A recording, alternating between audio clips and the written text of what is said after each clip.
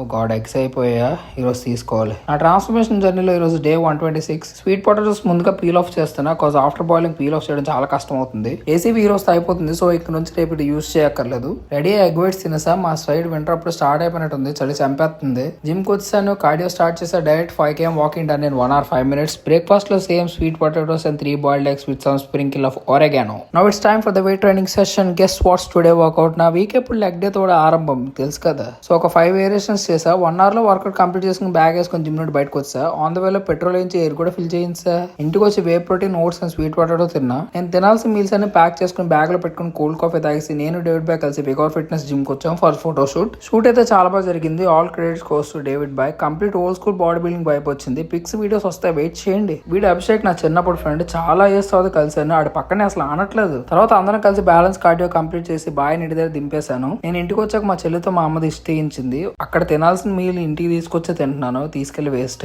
Dinner కి beans, paneer measure చేసి ఇచ్చేసా. మా అమ్మ ఇలా వండేస్తుంది. ఈ రోజు చాలా ప్రొడక్టివ్ గా గడిచింది అన్న ఫీలింగ్. రేపు మరింత కొత్త విషయాలతో మళ్ళీ మీ ముందుకు వస్తాను. అంతవరకు బాయ్.